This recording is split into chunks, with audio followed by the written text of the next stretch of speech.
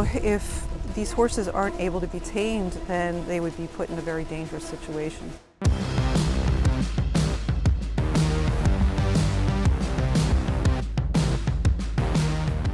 Behind me, you can see 4 mustangs that are in need of our help. These horses got rescued, and they're here at the Florida Horse Protection Association, and we need to find out if we can handle them and care for them properly with like trimming their feet and doing vet work. So that's what we're here to do today. Let's get into it. So these horses have been just living in this big pasture, and they've been getting fed in a catch pen. And so they're used to coming up to this corner for food. And so what I had them do here is build these 2 round pens so that we can have a kind of a contained area to work with them in. And so what our first project is going to be is to sort them and put them into pens where we can work with them individually. Now I brought my team with me, and one of the things when you're taming horses that's really critical is they need lots and lots of time spent with people. So we don't want to try to just get a million things done in one session. It's about spending a long time with them. What we're going to do is once we get them separated is I'll put a person with each horse, and they'll be working with each individual horse, and I'll kind of show them what the goals are. So the basic things that we need to be able to do: we need to be able to halter them and lead them. We need to be able to pet them all over and handle their feet. That's going to be a big one. And we also need to be able to handle the sensitive areas like around their mouth and their eyes in case they ever needed to have any vet work done with them. So these are kind of the basic things that when you have a feral horse or a wild horse that you have to get done with them in order to care for them appropriately. We're going to make this as least stressful as possible. We'll go from there. Now this is always the hard part, or one of the more stressful parts, is the initial time that we separate them. And one of the reasons we had these pens built is if there's any that were kind of more challenging, we can keep them isolated so that the human is bringing them food and water. As what happens when you're taming mustangs is if you put them all back together again as a herd, well, then the next morning you got to go ahead and separate them all again. And then each time that becomes the stressful process of it. The first goal is wild horses have a bubble, okay? And what we want to do is we want to shrink that flight zone, that bubble that causes them to choose to flight. And what we want to do is we want to teach them that if they stand still and they think and get curious, the pressure will go away. So we're going to use kind of a approach and retreat with that. And then the goal is going to be to see how close we can get and how much handling and touching we can accomplish with the horses at liberty still. We don't know what these horses have had done, but based on the condition that they're in, we suspect they've not had much handling. When they got hauled here, they were hauled loose in a stock trailer and they got unloaded, and they've just been, turned out in this big pasture. They appear to be older horses, maybe in the teens or maybe even early 20s. What I'm going to do initially is start a conversation with this horse. So I'm going to approach her until she looks at me with 2 eyes. So if she's walking away, I'm going to put pressure on here.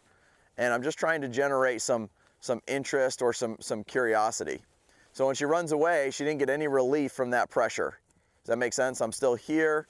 I'm still following her. There's no pressure. There she looked in, and so then I'm going to walk away. Then the next thing we're going to do is we're going to kind of tame the air around them, okay? So like even me standing back here, she flinched when I moved this flag. So it's like just getting them comfortable with being in their space, okay? So that caused her to retreat. So now I'll go back and approach again. So I'm just kind of doing a slight little block there, getting in her space. There's another little release. A lot of people really emphasize them looking at you with 2 eyes, and they only spend time here. When she leaves and puts me in different parts of her body where she can see me in different areas, that's going to be really beneficial later on when I have her online, like her getting comfortable with me being here. So I'm staying out of the kick zone, but I want her to start getting comfortable. Emily, why don't you go ahead and get in that pen with that horse and you start playing with this idea. So folks now have got a chance to see the horses, and I hope other people appreciate what you guys are willing to do to help these horses. You guys are taking care of so many horses here and doing great things down here in Florida. If people that are watching this video would like to help support what you guys are doing, how can they do that? Thank you for asking. They could go to our website, which is at www.hpaf.org, and they could go to our homepage and click on the Donate Now button. The donations help us not only pay for the feed and the hay and the farrier care and the veterinary bills, but they also help us pay for the training of these horses, which, as you know, is critical to their success in life.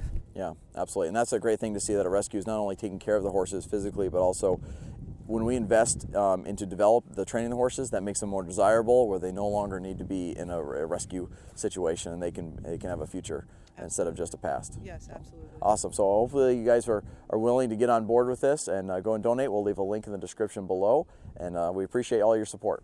So now what I'm going to do is, I got my lunge whip here, and I was getting pretty close to this horse. So now I'm going to work on taming the air. And Emily, this is what I'm going to have you do next. So I'm basically just going to use this and just kind of move it around and just get her comfortable. So you can see how she's bothered by that. So I don't need to be any closer to her, but my tool is going to be closer. Okay? So again, if she wants the pressure to go away, there, kind of looked in. It was see, it was a little bit of a reaction. I couldn't really tell. I kind of walked away, and yeah, we did have her, you know. If she had just immediately whirled around, then it would have been bad timing on my part to release there.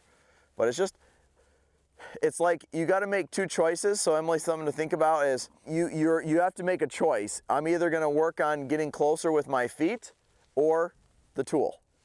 But try not to do both. Try not to go like that is what we're trying to avoid doing, okay? Because that ends up being just a lot of pressure for them. So I just try to pick an achievable level of pressure that I think she can handle.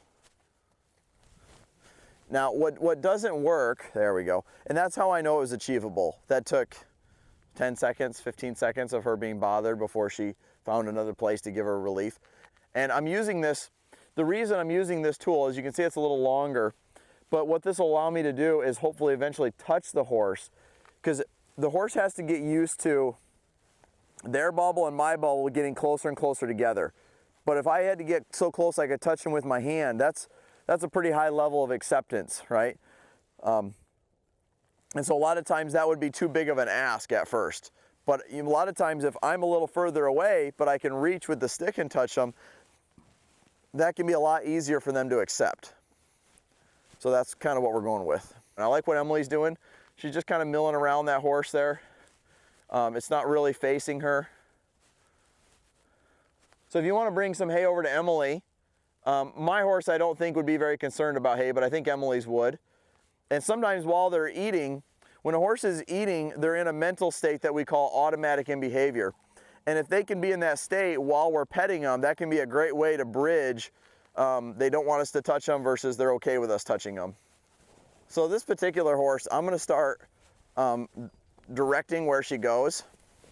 She really wants to move her feet, and right now she's dictating where she goes, and so I'm going to change that a little bit. She's moving her feet too much as an evasion, and she's not spending enough time standing still. And just think about Emily now rubbing her and preparing her to where you could put a rope on her neck. There's that saying of, if you have a rope in your hand, you better have a plan. And I feel like this horse is likely going to need us to put a rope on her, but once you put a rope on them, you're pretty committed to what you're doing. So I still feel like with this horse that she's doing her own thing a little bit too much. Oh, I'm just going to push her around a little bit more, just where it's like I'm basically controlling her now. I'm pushing her where I want to go. And this is where you're kind of first starting to ask them to turn loose to us controlling them, but it's a real easy way because all I'm asking her to do is move forward. And now I'll stop, try to get her to look in, and then I'll just push her the other way. Nice. Let's get Emily a 22-foot rope with a ring on it, and Emily will see if she can put that on her neck. So the concern with, if I were to put a rope on this horse now, I still can't get very close to her, and that'll still be true with a rope on. And so I'm trying to just get her a little bit more gentle and be more comfortable standing still. She's already there, kind of wanting to stand still just a little bit more after me pushing her around here. And then at the same time that I'm doing this, I'm actually desensitizing her a little bit to the flag, which is a good thing. But for a lot of horses, when they get a little adrenaline spike, not a lot, for all of them, they need to move their feet to kind of burn some of that off. So I would be doing this horse a disservice if I constantly kept trying to make her stand still. This horse needs to move her feet.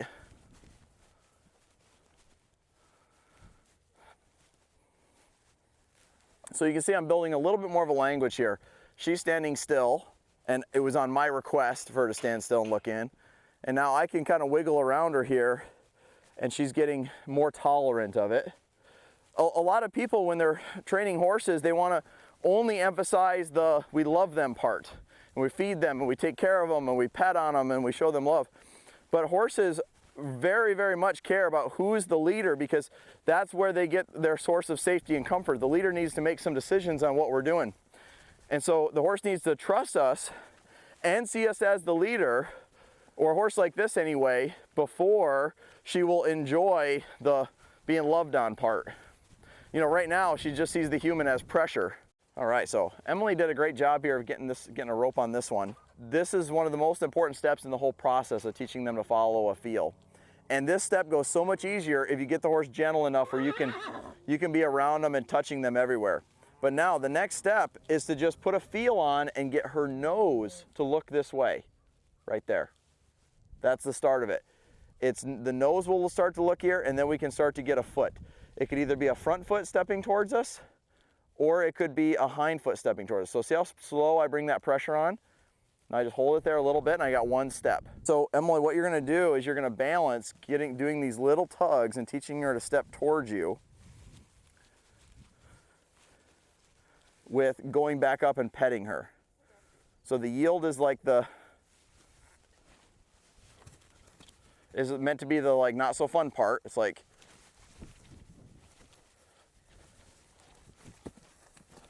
see, I don't want her to learn she can whirl away from me.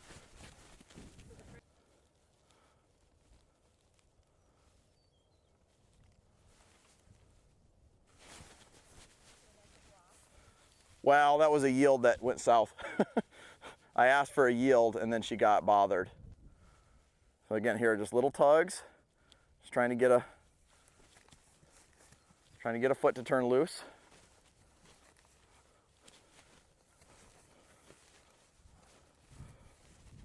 You know, these are wild horses. Like, some of this stuff is going to come up. Like, there's no way to make, I mean, unless you want to spend 5 months doing this, which I'm not here for that long. I can't do that. These horses need to get tamed, and until they're tamed, we can't doctor them. And literally, if one of these horses got hurt or escaped, it might be put them down. Like, it's life or death here.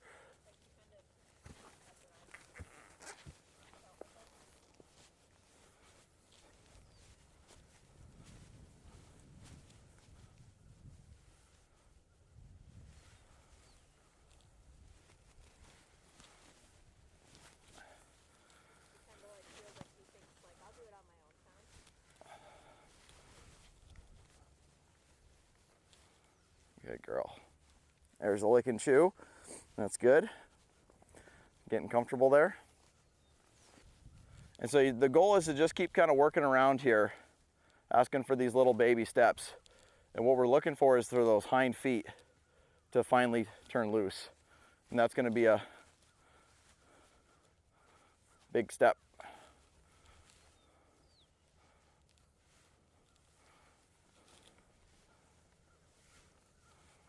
You see how committed she is to not moving those feet.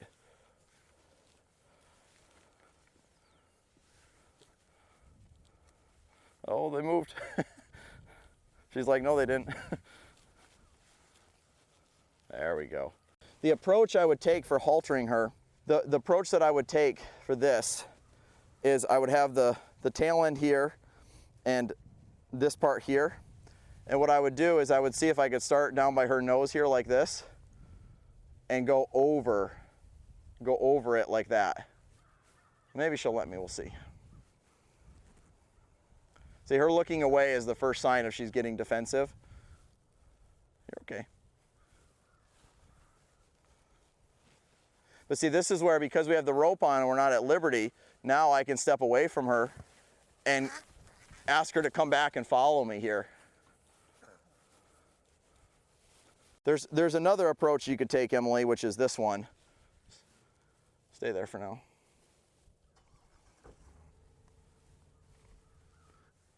All right, we got our first halter on. So work on now getting your lead rope attached. Okay, so this horse is now just starting to make a change to where she's starting to get a little bit more comfortable. So just like when we were approaching and petting Emily's horse Rose, this is the moment where we're asking her to get comfortable with this. Very nice. I like that. Okay. But the game is like, now if she leaves, I'm going to put pressure on with driving pressure. Where when Rose would leave, we would put pressure on with steady pressure. It's the same thing, only, you know, a different style of pressure. They have to get comfortable with both. Now, we're working with each horse where they're at. So that horse was ready to go to that next step. That's a more advanced step than this. So now Emily can be working on that while she has that halter and lead rope on, and the horse will spend less time leaving. What I'm gonna do now is I'm gonna get a little bit of hay. Do we got some hay around? And again, probably a lot of you guys were wondering, well, how come you gave hay to Rose first, but you didn't give hay to Iris? Well, Iris wasn't in a position where food mattered. It's safety, comfort, play, then food. And so that horse had all of her other needs met, and she was ready for food. This horse was not. This horse didn't feel safe. So we had to get to where she felt safe before comfort would matter, or food. Thank you very much, appreciate it. So she's standing still long enough, if you guys remember back at the beginning, if you remember back to how much she was running around, this is a big change for this horse to be able to get to a point where we can go ahead and I can approach and walk like this, and oh, she's getting interested about that hay. Now see there, I reach for her and she's kind of moving around. And so what I can do is say, okay, you can get some hay. But I'm not gonna break her trust by just reaching for her. It's like, with hard as our instincts want to, we want to be like, I got you. But we don't want to do that. So I'm just gonna leave my hand here and ask her to just get tolerant. She's pretty good at moving it away. You see I got Emily over here playing with this horse, leading her around. Once they go through some of those harder moments, now we want to soak up the good stuff, and we want to spend as much time as possible keeping them gentle, spending time around humans. Now, Iris here is being a sweetheart, and she's gotten way more settled from what she was, as you guys can see that. But now comes the point where I need to put a rope on her. Now, if I had weeks and months, you know, I could keep picking away at this until maybe eventually I could pet her on the neck and stuff. But you got to keep in mind, for the last several months, she's had doing what I've just done with her, only without all the pens and stuff like that. Very low, you know, low key, low stress. But that doesn't mean they can follow a feel. There's a point where they need to follow a feel. And so because we're on a bit of a time constraint here, I need to go ahead and put the rope on her and follow up with this. We have enough time today that hopefully we can follow through with this, but now it's one of the most pivotal moments in her training is for her to learn to follow a feel.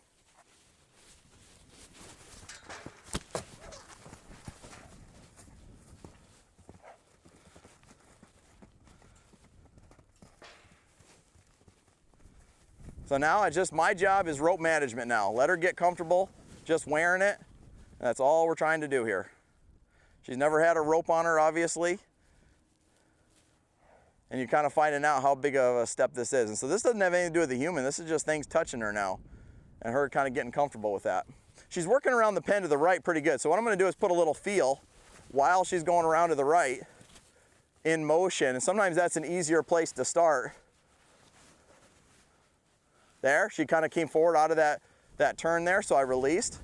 I'm looking for any little thing that is what I want. I want her to go forward off of that feel and then think in. So we got forward, she thought in, her nose just came off that fence and tipped into me, release there. The other horse, Rose, was very introverted, and she actually didn't have as much preparation as this horse did.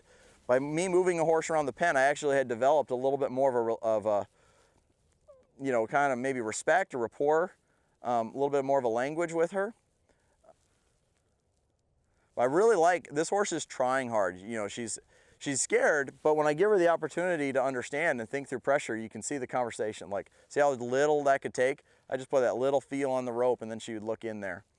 I appreciate the try that this horse has given me. And to me, that's try, whereas if I present it to her right, she tries. Rose, we were presenting it to her right and she was still resisting it because she just had some of those prenables now. Now, she wasn't trying to be bad, she just wasn't trying yet. Now she's trying. That's the change that Emily's made over there with her. Good girl. That was big. Got that first step. And so now we've established a pattern. So now I'm gonna spend as much time as I can milling around her side to side, getting her to take these steps, these little baby steps, with the ultimate goal of her being in here and me being on the fence, moving around her and her yielding her hindquarters. But she won't let me touch her yet. And So I'm trying to kill two birds with one stone here. I'm trying to get her to follow a little. Ooh, that was a big one. So what I'm gonna do is I'm gonna lengthen my body. So this is gonna represent an extension of my arm now. And I'm gonna get her used to this. But this will allow me to be further away from her and hopefully get her comfortable with human touch. She's not comfortable with human touch just yet. Seeing if, and this is kind of the spot that we need to have a breakthrough today with her, is to get to where she can handle touch. Because we haven't got there yet with her. There we go. Speaking of, yeah, I'm touching you. But see, this rope helped prepare this spot. That rope flipping up around her butt and being on her, it helped her get prepared for this. So we're just pulling out of the Florida Horse Protection grounds now. And it's a little bit discouraging to see that the horses have not had any handling at all. They've been in captivity for a long time now and zero handling. So we have a tall order in store for us, seeing how uncomfortable those horses got when they first got separated and where they're at. We got a much bigger project than I realized in store for the next 5 days. That's all the time I have to give them. And I need to be able to hand these horses over to their staff at the end of 5 days in a place where they can continue it. So we got our work cut out for us. We'll see how it goes with the other two tomorrow, and we'll keep you guys posted.